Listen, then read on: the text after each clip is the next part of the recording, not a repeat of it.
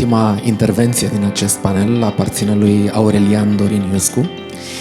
Aurelian este Managing Partner și la Business Future Solutions. Este un inginer prin formare și deținătorul unei certificări internaționale de Master Black Belt Lean Six Sigma, destul de complicat, nu-mi iese. Și va vorbi despre cum folosim Lean Six Sigma în optimizarea, digitalizarea și automatizarea proceselor. Te rog, Aurelian. Adrian, mulțumesc. Eu m-am născut în Maramureș, sunt ardelean, am o calitate, sunt încetișor. Am o provocare dublă față de cât a pus Roxana ștacheta de sus.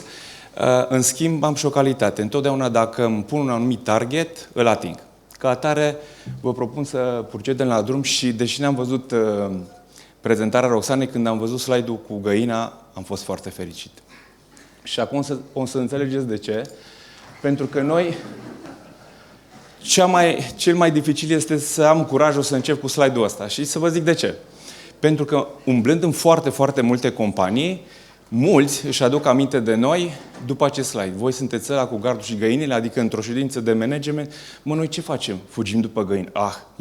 Hai un telefon să vedem dacă putem repara gardul. Acum, întrebarea mea este așa. Oare de ce, din perspectiva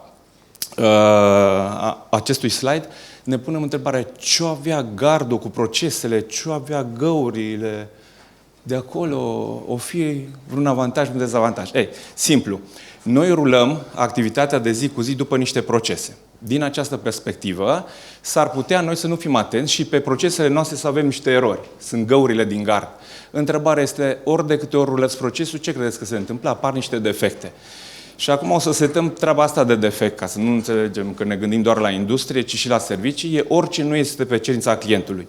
Un client care primește defecte nu o să fie dispus să plătească. Ca atare, ce știm noi să facem? Nu suntem o echipă mare, dar suntem performantă. Știm să ne uităm la procese, la gard, să reparăm găurile din gard, care sunt acele cauze rădăcină, astfel încât ori de câte ori noi vom rula procesul, nu o să avem parte de acele defecte, cele care sunt pe non-placul clientului. Ca atare, hai să mergem mai departe, pentru că am zis așa, proces, o succesiune de activități, un început, un sfârșit, când mă duc la capătul lui, ce credeți că am? Un client care are vocea lui. Păi și vocea lui cum o pot face măsurabilă? Foarte simplu, mă uit pe cele 3 coordonate, sau minim pe cele 3 coordonate, calitate, cost, termen de livrare. Dacă reușesc să le satisfac pe toate 3, sigur n-are curiozitatea să se uite la concurență într-o piață concurențială cum e în ziua de astăzi. Bun, acum întrebarea e fără sens. Depinde satisfacerea vocii clientului de cât de bun este procesul? Da. Dar, surpriză, noi avem aici sus pe cineva și cred că mulți dintre dumneavoastră sunteți în poziția de acolo de sus, ați vrea să numărați niște verzișori, da? Adică de acum e în format digital. Acționarul, managementul, care are o voce a lui și vocea lui, voice of business, este caracterizată de profit. Depinde de cât de bun este procesul? Profitul? Cred că da. Și mai suntem și noi aici, care reprezentăm angajații, avem și noi o voce a noastră, care înseamnă voice of employee, adică ne dorim și noi să fie procesul cât mai simplu. Deci, iată că din start ne dorim ca acest proces al nostru să fie optimizat. Am discutat foarte mult despre eficiență, dar eu să mai punctez un aspect foarte important, eficacitatea, care depinde de cât de bun este procesul. Și iată că din această perspectivă, o să vă cer permisiunea pentru a mă încadra în timp, să pun așa pe scurt, care credeți că este cea mai importantă componentă a unui proces? Este clientul surpriză, ăla pe care noi foarte frumos trebuie să răspundem, pentru că îmi place să arăt că dacă cerința clientului este aici și output-ul procesului este aici, acum cu microfonul, da? Clientul aici, output-ul procesului aici, această diferență noi am putea o elimina prin instrumentele Lean și 6 Sigma. Și o să vedem că s-a născut din producție, dar am migrat din 2000 și ceva și pe zona de servicii, unde în producție, dacă ai un proces pus la punct de un proiectant, acolo deja ții lucrurile destul de bine în control. Când e vorba despre servicii, ai pus o înșiruire de activități, ai făcut o procedură, i-ai dat drumul. Avem proiectant de proceduri? Poate da, poate nu. Și atunci, uite așa, printre degete trece risipa în activitatea noastră de zi cu zi. Revin aici. De ce clientul este cea mai importantă componentă a unui proces? Procesul ăla care aștepta la capăt un client care întreba: oare știi ce vreau eu? Legat de calitate, cost, termen de livrare? Și iată că clientul este cea mai importantă componentă a unui proces, pentru că el este cel care declanșează procesul, el este cel care evaluează ieșirea din proces și face această comparație și, nu în ultimul rând, una dintre cele mai importante dorințe ale noastre este să și plătească la capătul acestui drum, dacă primește ceea ce a cerut. Bun. Am intitulat slide-ul ăsta Excelența pe axa timpului. Aici am un studiu un pic mai vechi. Am încercat să găsesc ceva de actualitate și am găsit alte aspecte și aș vrea să zic așa, pe axa timpului, uitați-vă un pic aici. Un studiu pe vreo 800 și ceva de companii de top. Întrebarea a fost: cum ați ajuns acolo și cum v-ați menținut? Păi, adică cu ce metodologii? Ia uitați-vă, Lean Six Sigma. După care mai sunt și altele. Balance Scorecard. Mergând pe axa timpului, deja am început să digitalizăm toate aceste abordări din perspectiva procese, BPM, etc. În zilele noastre, încerc să fac un echilibru între stânga și dreapta, da? În zilele noastre, uitați-vă de câte tehnologii ne bucurăm. La acest slide o să mai fac referire spre final, pentru că vorbim cu niște tehnologii de top. Cine are curajul să ia niște decizii din punct de vedere business a investiției, o să facă un salt de mult mai multe trepte. Cine o să fie cu o precauție exagerată, aici nu vorbesc a lipsi analiza de risc, cu o precauție exagerată și are un decalaj în decizie, s-ar putea să aibă un pas mic față de ceilalți care pot face mai mulți pași spre progresul din perspectivă productivitate, creștere, care, îndrăznesc să zic, are o consecință direct proporțională cu profitabilitatea. Ca atare, iată că, dar întrebarea este ce-o fi Lean și 6 Sigma. Trec mai repede pe asta. Întotdeauna vorbim despre ce nu-i place clientului. Și atunci, partea de abordare tradițională a calității este să fac o procedură, să o rulez, să mai fac niște ajustări. Promisiunea din perspectiva calității Lean 6 Sigma, care înseamnă așa: uite-te la ieșirea din proces și asigură-te că ai un număr cât mai mic de defecte. Opa, n-am defecte, n-am cost cu slaba calitate, am clienți mulțumiți, deci sunt foarte multe consecințe despre care am putea discuta mult. Uitați-vă încetul cu încetul, nivel de calitate 6 Sigma, în statistică zice așa: să ai maxim 3 defecte la 1.000.000. O fi bine, nu o fi bine? Dacă să înțelegeți ce aș vrea să vă zic așa, Lego, e un exemplu relativ ușor, are nivelul de calitate 7,3 Sigma. De ce? Ei au un defect la 3 milioane de piese. Așa, ca să înțelegem un pic. Acum înțelegem de ce costă și Lego un pic mai mult, de ce ține, de ce nu se dezmembrează și comparativ cu alte, să zic așa, alți furnizori din piață. Deci, ca atare, promisiunea Lean 6 Sigma este de a avea non-conformități cât mai mici și asta generează niște costuri remarcabil mai mici. Nu o să trec în revistă care sunt celelalte. Acum, totuși, aș vrea să îndrăznesc să vă zic așa. Există și un standard, 13500, uitați-vă, din 2011, adică există vechime din perspectiva aceasta și acest standard nu e obligatoriu, dar e foarte util. Am avut șansa să văd manualul de calitate de la Boeing, care era 99,9% Lean Six Sigma nivel, nu mi-am luat cureaua neagră, Black Belt, da? Adică ca și la competiția de la karate. De ce? Pentru că n-au nicio informație, nicio dată colectată pe care să nu o stoarcă maxim posibil, să ia decizii pe bază de date. Bun. Păi asta fiind zise, uitați-vă un pic aici. Un slide ușor, pentru că noi facem nativ treaba asta. 5 etape. Definire, măsurare, analiză, îmbunătățire și control. Da? Ce ne dorim noi din perspectiva metodologiei este să nu sărim direct în soluție. Asta este o mare, mare capcană.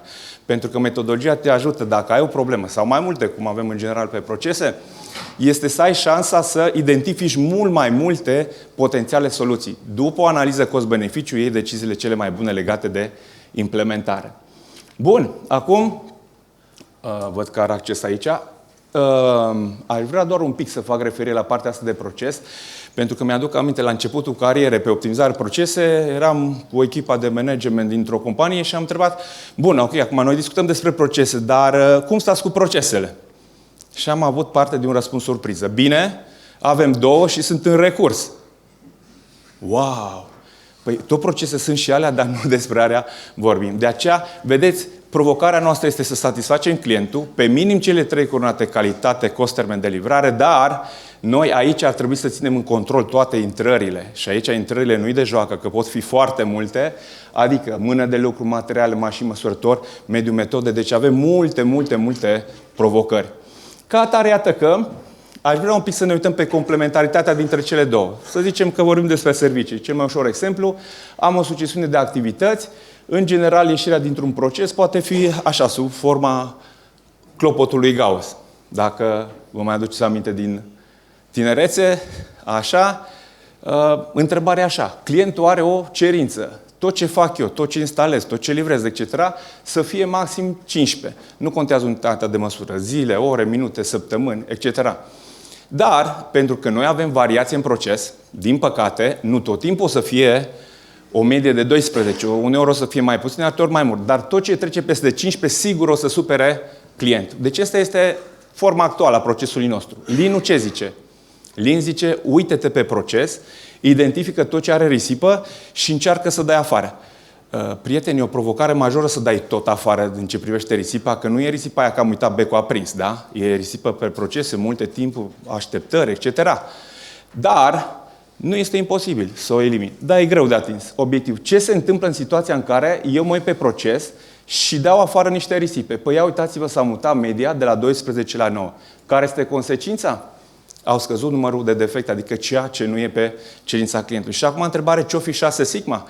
Păi 6 Sigma zice așa, ai curățat procesul, e curat acum, umblă un pic la variație. Variație ce înseamnă? Să ai un fel de dispersie mare. Și iată că odată ce te duci către reducerea variației, cam asta este consecința. Și aici clientul, mulțumit. Vreau să dau aici, într-o paranteză, cu permisiunea celor prezenți, un exemplu. În general, în majoritatea companiilor se fac analize de medie. Media de 5 e bună. Dar întrebarea care vine în pasul următor este media de 5 obținută într-o variație între 4 și 6, adică 4, 5, 6, 5, 6, etc. Sau poate fi tot media de 5 într-o variație între 1 și 9. Păi hai să ne gândim, 1 cu 9, 10 împărțit la 2, 5. Ce se întâmplă cu clienții aia care au așteptări de 5, cum am angajat eu în relația cu clientul și eu ajung pe la 7, 8 și 9? Nemulțumire maximă.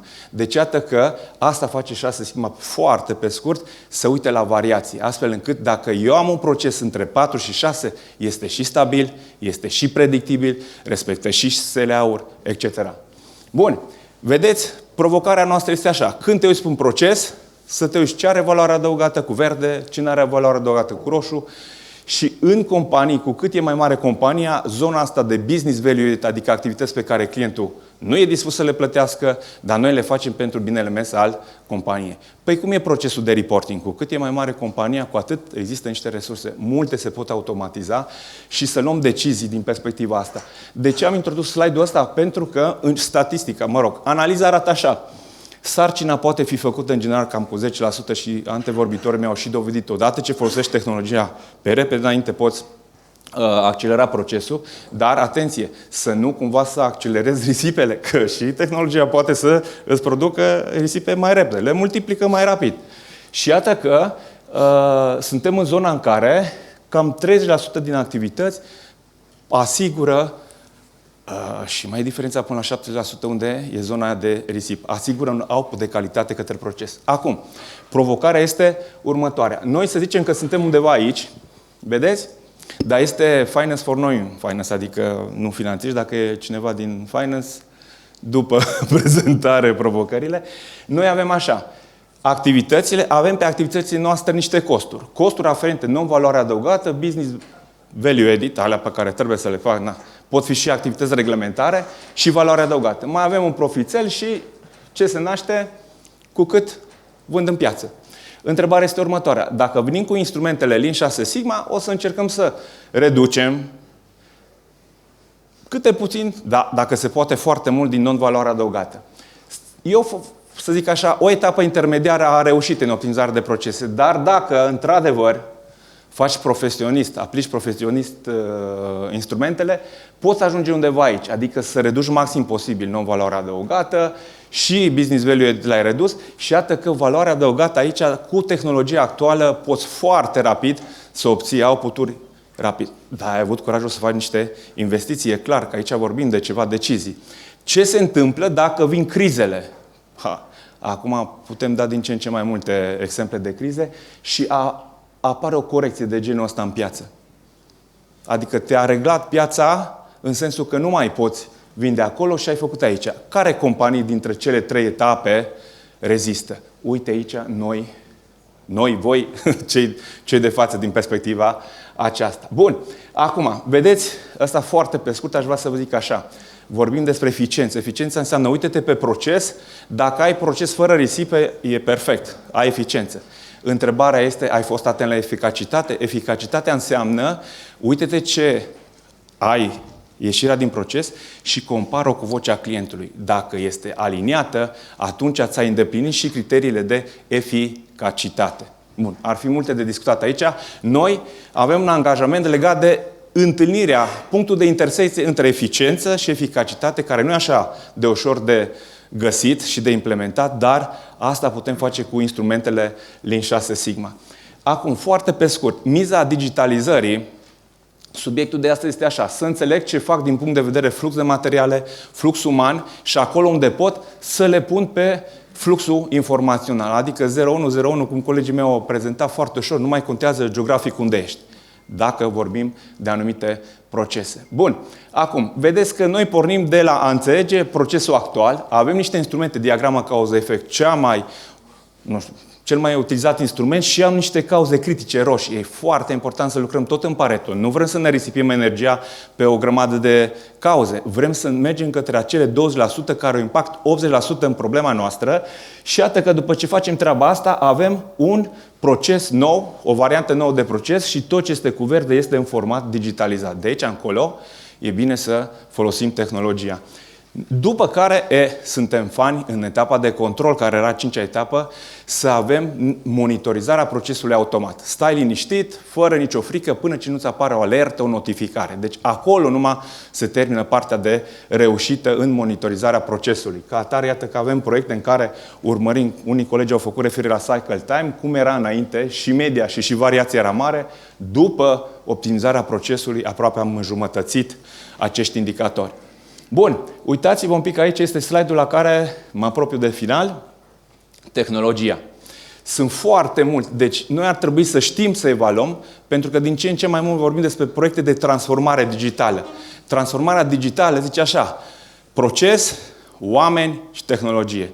Cine conduce într-o companie proiectele de fapt, de transformare digitală, trebuie să aibă în vedere acest trio care e deloc de neglijat, că întotdeauna dacă ai rateuri pe una dintre cele 3 axe, procesul, oameni, tehnologie, nu ai obținut eficiența și eficacitatea maximă. Aici vreau să fac referire la tehnologie, pentru că noi ar trebui să avem capabilități să evaluăm ce e în piață. Uitați-vă, big data, inteligența artificială, vestea, multe, câte sunt acolo, nu intrăm în toate.